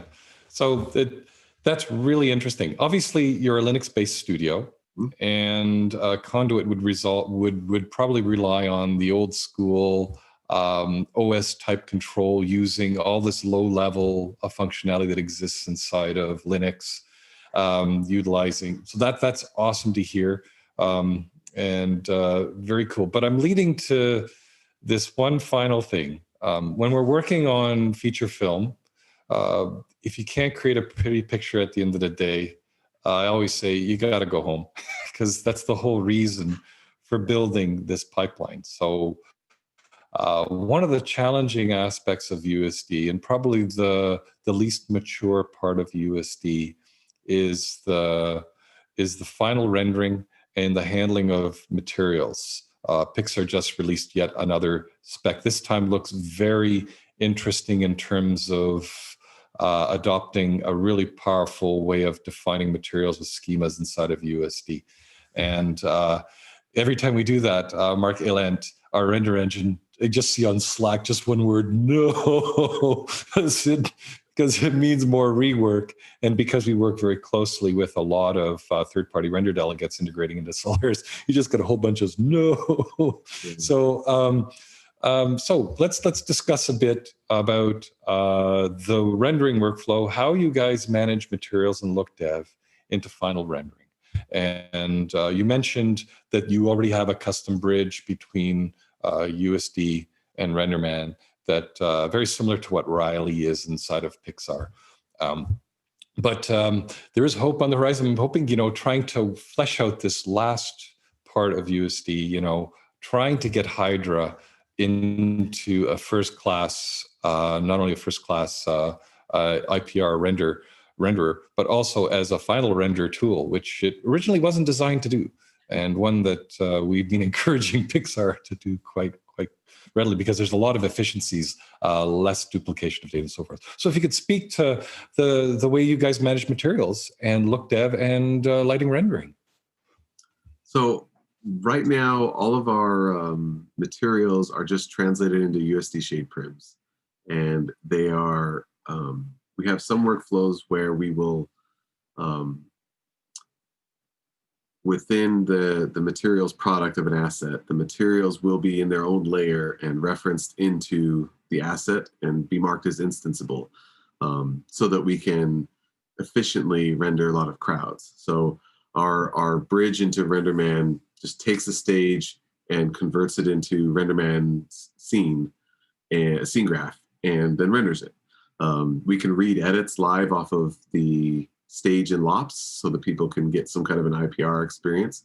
And it actually works pretty well. Most of the pain points, or a lot of the pain points have been self-inflicted, where the structure I talked about earlier that's accurate sometimes has a little bit of Houdini cooking and USD overhead that kind of slows down that process. And that's something we would love to improve, and we are working to improve as much as we can, and working with SideFX to improve as well. But those materials, for the most part, are USD.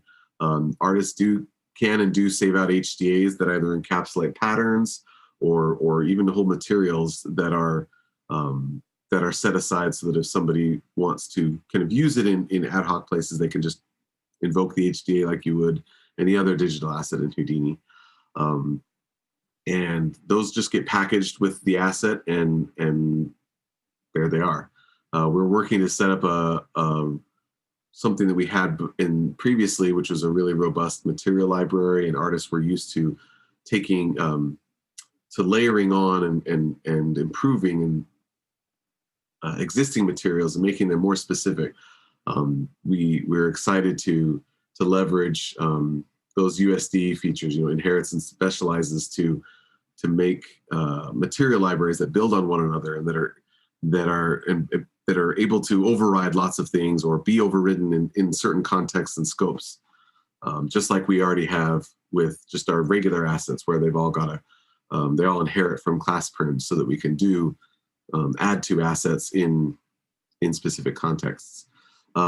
We've got a tool for look dev that is pretty cool, that lets artists apply materials to assets in a specific scope, so they can just preview it in an environment.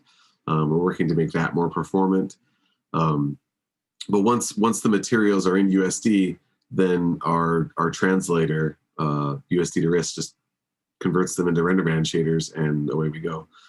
We do have a pretty amazing suite of custom shaders for RenderMan that will allow us to, some of them are just utilities that were kind of ported or adapted from things artists were used to before, but we also have some lookups into USD, so that the USD stage can be used for procedural patterns, for nearest distance lookups, and that sort of thing. Things that we are excited for Hydra to support sometime in the future, but for now we just have our custom shaders that don't use Hydra.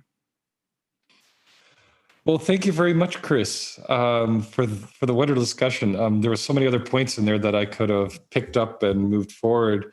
And I just have to say, the work that you guys done at Blue Sky has been amazing. We have a great crew there, and your decisions about using USD and discussing about the finer points of implementing USD, I'm sure, is going to be very useful for everyone that is going to view this. And I'm sure there's going to be a lot more questions moving forward. So you never know, we might invite you back for another interview. But thank you very much, Chris. If there's anything else you want to add to the conversation, anticipating maybe some questions that might come about this, or if you have something that you wanted to say before we exit, go for it. I am just the face of a lot of people that have worked really hard for the last couple of years. Like I said before, we have a really amazing team of smart, really smart people. I'm here to keep the curve down. They would be too smart for their own good, so I'm the dummy in the group to help bring them back down to earth a little bit. They're really an amazing group, really smart, really skilled, really patient with each other, with the artists. Everybody doing all of the conduit and USD work has been awesome. All the artists and productions that have been willing to dive in and try this as well. It's been really exciting. It's been really hard, but it's been really rewarding as well. So we're just really fortunate that we've been in a place where we could do all of this. it's been cool. So yeah, thank you very much, Chris. Have a wonderful day, and looking forward to the next time we can meet, hopefully face to face. Thank you so much, Chris. No problem. Thanks, Jeff.